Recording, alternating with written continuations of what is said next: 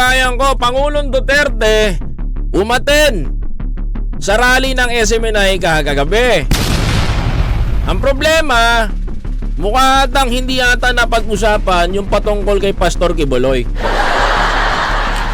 Hindi po napag-usapan. Napag-usapan po doon ni Pangulong Duterte yung patungkol doon sa People's Initiative. Abay, ang aga naman paggalit sa taong bayan ito. Abay, napakatindi naman ng binitawan, mga kababayan ko. Kaya yung mga netizen natin, medyo nakapuna. Napuna nila, mga kababayan ko, yung mga sinabi nitong matanda. Abay, kung ano ito, sabay-sabay natin panoorin. Ito. Tumalo sa prayer rally ng pagsuporta kay Pastor Apollo Kibuloy sina dating Pangulong Rodrigo Duterte at Vice President Sara. Hoy! O yan, sabi ko sa inyo ha. Sabi ko sa inyo. Yan ang rason ko kung bakit isa yan. Nananawagan ang mga kabataan sa social media na mag-resign na si Sara Duterte sa DepEd. Ayan ang ebidensya, mga kababayan ko. Kitang-kita po, kayo na po ang makakita niyan. Si Vice President Sara Duterte dumalo sa rally. Tuloy. Pero imbis tungkol sa pastor, iba ang tinalakay ng dating Pangulo. O, ayan ha. Nasa frontline ng balita yan si Camille Samonte. Duterte! Duterte! Mag-aalas 8 ng gabi nang dumating si dating Pangulong Rodrigo Duterte sa prayer rally ng suporta para kay Kingdom of Jesus Christ leader Pastor Apollo Kibuloy sa Liwasang Bonifacio. Teka lang, mawalang galang lang po sa nagre-report. Hindi po ata prayer rally to, mga kababayan. Kasi po ang prayer rally, ang alam ko po sa prayer rally, yung nananalangin po sa ikakabuti ng ating bansa, ikakabuti po at maliwanagan. Hindi po yung puro samaan ng loob at murahan po nila Sandra Camangin yung maiintindihan. Ako lang po, mga kababayan ko ha. Ang prayer rally po kasi sa akin, yung mga nag-aayuno, yung mga nagnonobena at nagdarasal. Ito yung bukod tangi na sinasabi na prayer rally, mga kababayan ko, na sila-sila'y nagagalit. Oo, sila-sila'y nagagalit, sila-sila'y nagwawala. Abay, pakinggan natin. Sige, si Pangulong Duterte. Tingnan nyo, mga kababayan ko. Mula Davao lumuwas pa Maynila ang dating Pangulo. Kasama niya sina Senador Bato de la Rosa, Senador Bongo, Senador Robin Hood Padilla at iba pang kaalyado. Oh, alam nyo na sa 2025. Hindi nyo na kailangan i-memorize yan. Wala akong magagawa, mga kababayan ko. Alam nyo na sa 2025 yan. Hindi ko na kailangan ipaulit-ulitin yan at hindi ko na rin kailangan kailangan pa bang i-memorize yan. Mga kababayan ko, ha? Ha? Mga kababayan ko? O, tuloy. Na mananatiling kaibigan daw ni Kibuloy, mapamaganda o pangit man ang panahon. Alam mo yung sinasabi ni Pangulong Duterte dito. Ulitin ko to, ha. Ito to, himayin ko to sa inyo, mga kababayan ko, ha. Ito sinabi niya. Robin Hood Padilla at iba pang kaalyado na mananatiling kaibigan daw ni Kibuloy, mapamaganda o pangit man ang panahon. Alam niyo yung sinasabi nila dyan, mananatiling kaibigan, mapamaganda o pangit daw ang panahon. Mga kababayan ko, alam niyo po ba ibig sabihin yan? Mga kababayan ko. Totoo. For example, mga kababayan, what if napatunayan sa hukuman na itong si Kibuloy ay nagkasala? Oh, what if lang, what if? No? What if? Kung sakali, mga kababayan ko, na si Pastor Kibuloy ay napatunayan na nagkasala, mga kababayan ko, sa tingin nyo po ba, tama po ba yung narinig nyo? Na magkakaibigan sila kahit na sa maganda o pangit pa ang mangyari, kahit na pangit o masama? Mga kababayan ko, iniisip nyo ba yung naiisip ko? Mga kababayan ko? Mapamaganda o mapapangit, magkakaibigan sila. Pag gumawa, for example, sila, pumatay sila ng tao, okay lang ba sa inyo yun? Mapapangit o mapamaganda magkasama sila, mga kababayan ko, okay ba sa inyo yun? Mga kababayan ko? Sa tingin nyo, okay sa inyo? Ay, ako hindi okay sa akin yun, mga kababayan. Kasi alam nyo kung bakit. Number one, masita ko lang mawalang galang sa mga tropa natin na sinusuportahan sila Bongo, sila Bato, sila yung mga senador dyan, sila Robin, mawalang galang sa mga kaibigan natin. Ang akin po kasi dito, kung mapamaganda o mapasama, magkakasama kayo, magkakaibigan kayo, walang problema doon. Pero tandaan po natin, iset aside ninyo yung pagiging magkakaibigan nyo pagdating sa paglilingkod sa bayan. Tama ba ako, mga kababayan ko? Ha? Mga kapatid, lagi nyong isi-set aside ang inyong pagkakaibigan. 'Di ba? Lagi nyong isasantabi yun. Hindi nyo pwede, mga kababayan ko, hindi nyo pwede na yung pagkakaibigan ninyo, isasama nyo sa paglilingkod sa bayan. Mga kapatid, ano to? Paano pa kayo lalaban sa 2025 kung ganyan ang pinapakita nyo sa tao? Tol, lumabas din ang katotohanan dahil si PRRD mismo ang nagsabi na pinaalis nila sa pwesto si dating Pangulong Marcos Sr. Ibig sabihin, planado silang mag-ama. Sigurado, nais din nilang pababain si Pangulong Bongbong Marcos. Correct. Kaya nga, di ba? Yan ang tinatago ni Senator Amy Marcos na sikreto. Sir Mar Bawalan. Ayan, shoutout kay Sir Mar Bawalan. Nandito si Sir Mar. Ayan, ayan. Planado, 'di ba? Sinabi niyang planado na kumbaga umaamin siya di ba? Pero balik tayo dun sa pinag-usapan natin, mga kababayan ko. Sa paglilingkod sa bayan kasi, if you are public service, ikaw ay pasahurin ng taong bayan. Ikaw ay kumukuha ng pondo, ng pera ng taong bayan, ay wala pong kaibigan. Mga kapatid, kung sasabihin nyo po sa publiko at sa harap ng inyong mga taga-suporta, magkakasama kayo ni Pastor Kibuloy, nila Pangulong Duterte, mapamasama man yan o mapamaganda man ang panahon, ang interpretasyon yan, kahit pangit ang gawin ninyo, magkakampi-kampihan kayo. Mga kababayan ko, nabudol tayo. Parang atang dapat ako magbalik ng salitang nabudol kami. Binudol tayo, 'di ba? Tita Judy Basco, nabudol ka ba? Ma'am Trix at Joanna Twyla Wilfred, Ate Trix Sevilla 11, nabudol ba kayo? Duterte pa more. Tama ba ako, mga kababayan ko? Mga kapatid, shout out to Ma'am Beth. Thank you very much for super chat. Ang bilis ko, Charis. Ayan, 'di ba? Balik tayo sa usapan natin. Salamat, Ma'am Beth. Thank you po. Mga kababayan ko, nabudol tayo. Kasi kung magkakasama kayo sa hirap at ginhawa, paano kami mga Pilipino? Anak ka ng teteng, kahit magkamali kayo, kung gumawa pala kayo ng pagkakamali, pag nakaupo na yung presidente ninyo, wala na kaming kwenta sa inyo. Magkakampi-kampihan kayo. Nabudol tayong lahat, Ma'am Cherry Hidalgo, di ba? Yan ang totoo. Tingnan nyo to paano tayo binudol. Pero imbis na tungkol sa mga akusasyon sa pastor, sa charter change o pag-amyenda sa saligang batas sumentro, tingnan nyo itsura ni Duterte dito, mga kababayan ko, paano magalit. Ang talumpati ng Pangulo. May tuyo sa ulo talaga. Gusto. May toyo daw sa ulo si Pangulong Bongbong Marcos.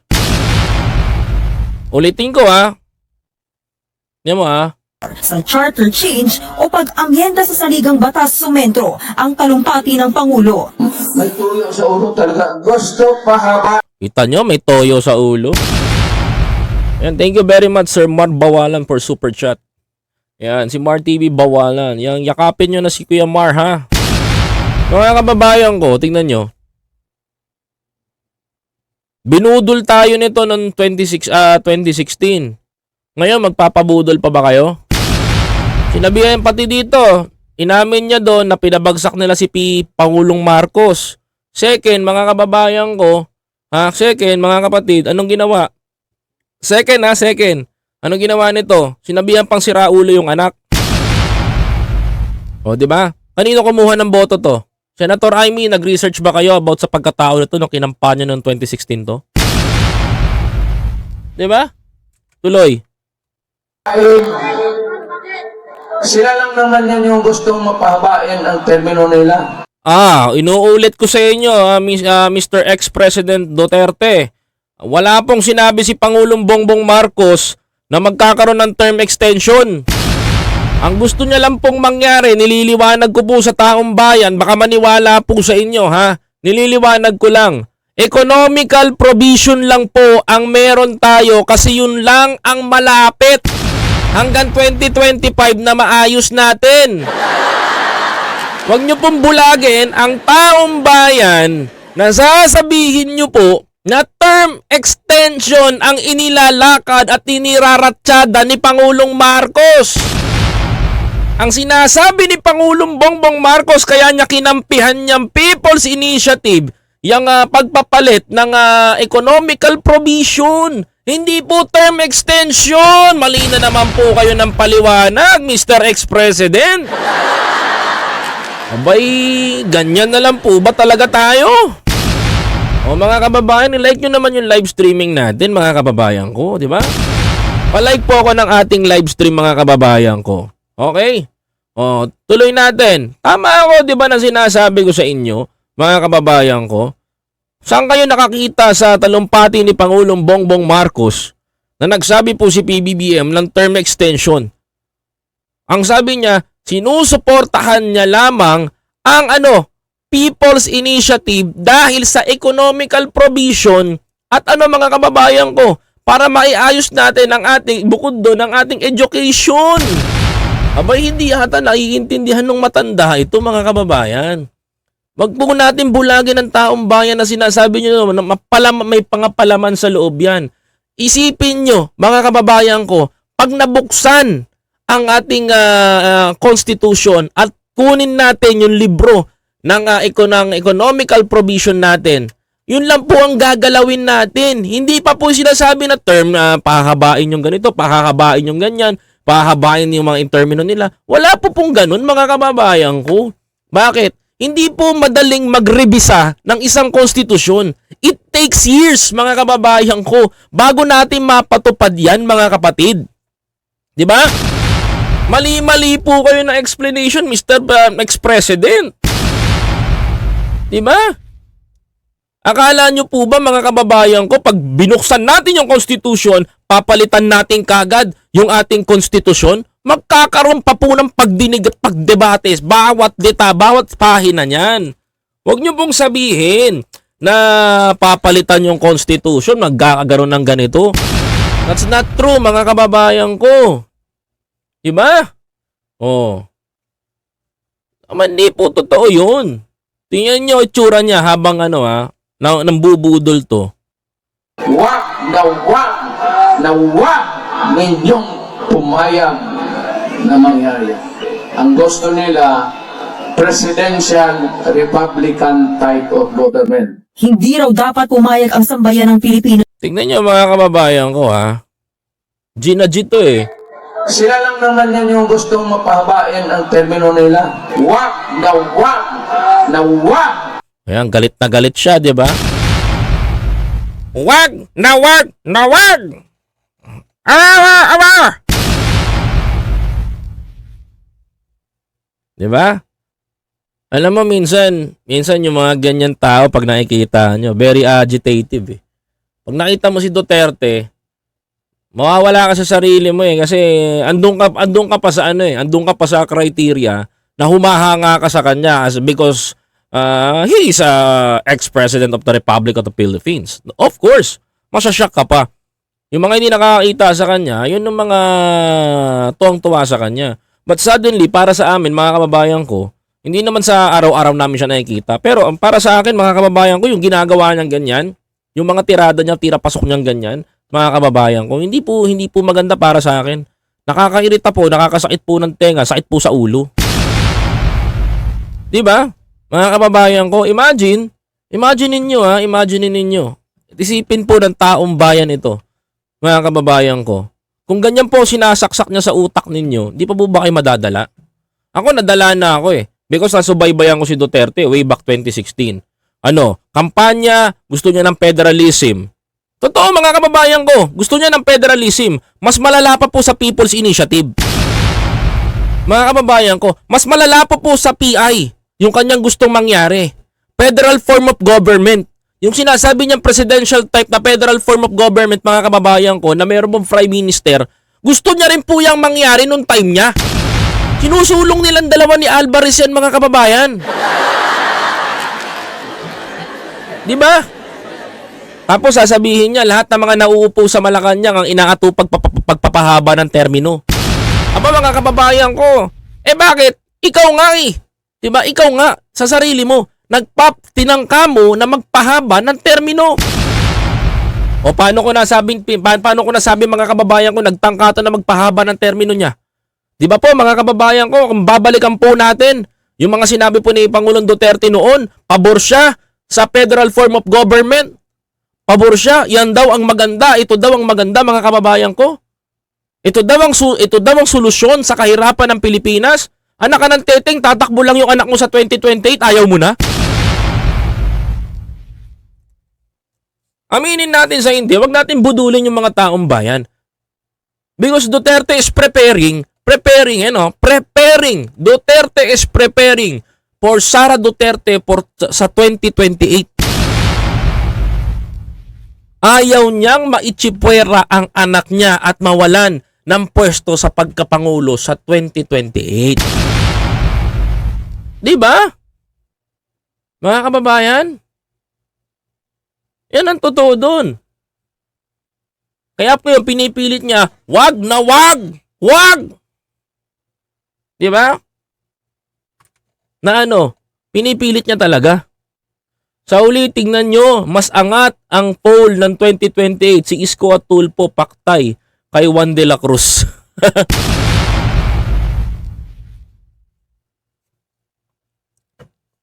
Pansinin nyo yan. My dear Filipino people, yung mga nabubulog pa po sa mga Duterte, abay gumising po kayo. Di ba? Gumising po kayo, taong bayan. Baka magising po tayo isang araw, probinsya na po tayo ng China. Baka mamaya ang salita na ng mga anak natin pag bumate, shishi, kwela, shishi, shusha. Baka maging ganun na po someday. Baka sa susunod, ang pambansang prutas na po na natin, hindi na po mangga, mga kababayan ko. Dragon fruit. Diba? Baka mamaya mapaltan na po ang ating bayani na Sauce Rizal na si Mao Zedong. Mga kababayan ko. Baka mamaya mga kababayan ko, ang kabisera na po na hindi na po Maynila ang kabisera natin. Mga kababayan ko. 'Di ba? Maging Binondo. Baka mapaltan yung pangalan ng Maynila bilang kabisera ng Pilipinas, palitan na lang ng Binondo. Baka mamaya mga kababayan ko hindi na po Pilipino naghahari dito. Tsekwa na. Dahil kung babalikan po natin mga kababayan ko ang history, kung sabi ni Pangulong Duterte nung panahon daw ng mga lumaban sa mga Kastila ay ang mga Muslim, mga kababayan ko, dapat kinumpleto nyo po. Meron pong paksa sa history po natin na lumaban po ang mga Muslim, mga kababayan ko, sa mga Chinese invader. Kung babalikan po natin yung history, mga kababayan ko, malalim po ito. Meron pong isang history, mga kababayan ko, na ang ating mga kapatid na Muslim ay nilabanan po ang mga Chinese invader. Mga kababayan. Kaya po mga kapatid, yan po ang isang storya. Kaya hindi lang po Kastila ang nilabanan ng mga Muslim sa Mindanao. Pati po ang mga Chinese invader. Kumpletuhin natin para malaman po ninyo, mga kababayan ko. Tuloy. Ninyong pumayag na mangyari. Ang gusto nila, presidential Republican type of government. Ako naman, mga kababayan ko, presidential Republican type of government. Okay, mga kababayan ko, kung ako po tatanungin ninyo, no? Kung ako po tatanungin niyo tungkol diyan sa federal form of government. Ito po sagot ko. Pinakamaganda sagot po to. Bakit ang China? Bakit ang Singapore? Bakit ang Hong Kong? Bakit ang Malaysia? Bakit ang Thailand? Bakit ang Brunei? Bakit ang sa Asia? Mga kababayan ko, nag-uunladan po yung bansa nun. 3 malalaking bansa na to. Mga kapatid. Singapore, napakaliit na bansa. Malaysia, Thailand. Bakit mauunlad ang bansa na yan, mga kababayan ko, at umaangat ang ekonomiya nila? Dahil, mga kababayan ko, nasa federal type of government sila. Mga kababayan ko sa Pilipinas, Pilipinas na lang po ang nahuhuli sa lahat na ginagaya ang estilo ng Amerika. Mga kapatid, tingnan nyo ang Amerika, mga kababayan ko, may federal state of government sila, presidential type. Sa Pilipinas, mga kababayan ko, ganun pa rin tayo. Nga pa rin tayo, tae pa rin tayo sa paningin ng mga bansa na yan. Kasi bakit? Hindi tayo nagkakaisa sa Pilipinas. Mga kapatid, yan ang totoo doon. Mga kababayan ko, hindi natin maitatago yan.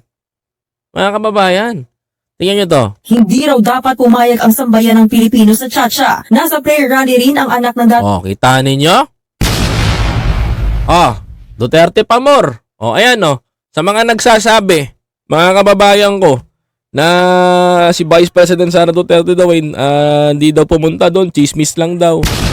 Ito po yung video. Republican type of government. Hindi raw dapat pumayag ang sambayan ng Pilipino sa Chacha. Nasa prayer rally rin Nasa prayer rally si Inday.